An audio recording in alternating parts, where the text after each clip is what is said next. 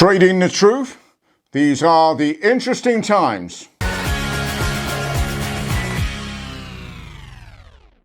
Hello everyone, my name's Matt Johnston, and this is The Interesting Times, a political comedy show from the UK. Now, I appreciate things have been tough, but don't worry, there's good news on the horizon. As reported by the ever so honest and reliable, take every headline at face value and don't dig any deeper than that, Daily Express, which has reported a £12 trillion Brexit trade boost, which you can't deny is great. Job done. Quick calculation, £12 trillion divided by 65 million people, that is going to make every man, woman and child in this country over £15,000 better off each. 15k!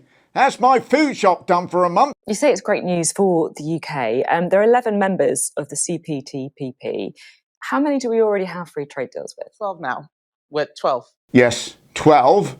But we aren't really counting ourselves in the trade agreement, are we? We trade with ourselves, don't we?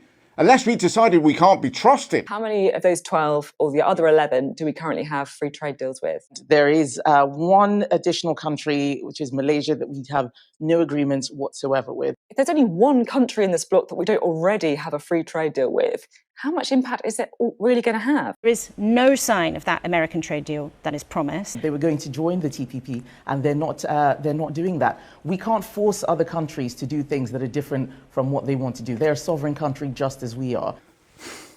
See, this is what happens when you ask too many questions. Who's happier now once they know all the facts, Give me state propaganda bullshit being fed to me on a GB news plate any day of the week. The 12 trillion headline is actually all the GDPs of every country in the CPTPP. But we can't just claim every other country's money as our own anymore. People laughed at us when we said we were going to join CPTPP, the Westminster bubble laughing and not believing that this could happen. Of course they laughed at us. We're the only country not residing in the Pacific attempting to join a Pacific trading agreement. Also, Westminster bubble, that just refers to the government, a Tory government. If you're not a part of the Westminster bubble, then who is? Who are the Conservatives going to blame next? The Tories? Although they'd be right to do so. You're saying that it's going to bring in £1.8 billion in 10 years' time. I mean, the Man City squad value is about £5 billion, just put that in context. Is it really going to make that much difference? If we keep telling everybody that this is not something that's worthwhile, it'll become a self-fulfilling prophecy. We have to stop doing this, talking down our country. No other country does this. This is a fantastic deal. Okay, yes, can we not be so tough on Kemi, please? She's obviously worked very hard on this deal, and she deserves some recognition. So, no more putting our country down, and just agree to stand outside on our doorstep at 7 p.m. with our pots and pans and show our appreciation.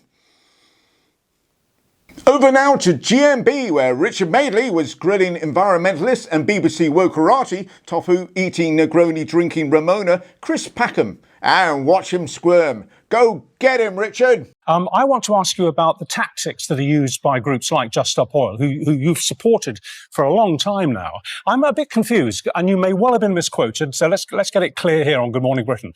I read that you now think that their tactics of showering things with orange powder and paint and walking very slowly and disrupting traffic and trying to stop the London rush hour today and for the rest of the week, you now think are counterproductive. Is that true?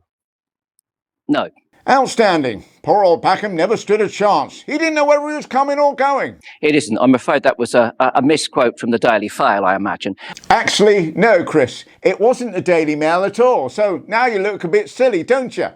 It was actually the Mail Online.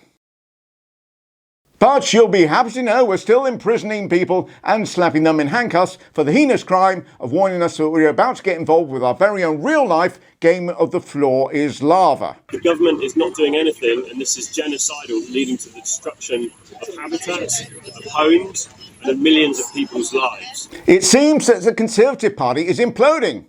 Hand out the party hats. This has come about because Rishi Sunak, in a desperate bid to stop a humiliating defeat for his Windsor Agreement, has removed 5 MPs from a committee looking at postal regulations for Northern Ireland. And those Eurosceptic MPs weren't happy. Here is Chairman of the ERG and Fat Penfold, Mark Francois. No need to stand, Mark. What is not the norm is for people to be taken off a committee against their will. That is completely irregular, and that is what has happened here. 5 times over for the same committee. That is not in order. That is not a convention. It is the government trying to rig a committee and get rid of people who they thought might have the moral courage to vote the wrong way. It's bent. He did use a very unparliamentary, and it is unparliamentary, forgive me, he will have to withdraw it. He used the word bent. Fair enough. How about dishonourable, crooked, shady, fraudulent, warped?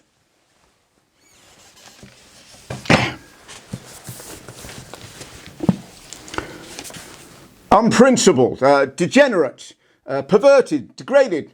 Jacob Rees-Mogg. Wow, that's up to date. Oh, sorry, Jacob Rees-Mogg. Doesn't have the authority to order you to withdraw in a committee. The Speaker has that authority on the floor of the House. The Chairman of the committee does not have that authority. I'm grateful to my... It's unusual, but yes, Sunak is allowed to do it. Isn't sovereignty great? Order. I'll have a keg of something alcoholic, but I can't quite decide. I would ask that... Order. Yes, bitter.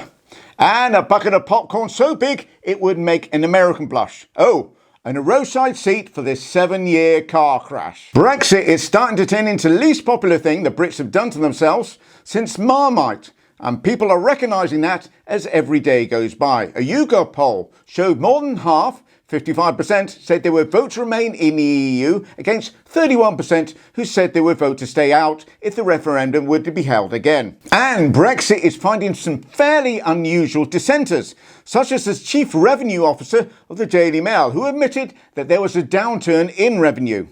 And admitted the irony of that statement. Considering this was the front page the day before the referendum, and this with a picture of Nigel Farage demonstrating the size of the lies that he told to get his win, was the day after. Still, if you wanted a Brexit benefit, how about Daily Mail sees advertising revenue drop faster than a Tory MP's chance of re-election? Oh, another Brexit benefit. Thank you all so much for watching. Please do, if you want, subscribe, share, comment, and if you like the video, then please like the video. Take care.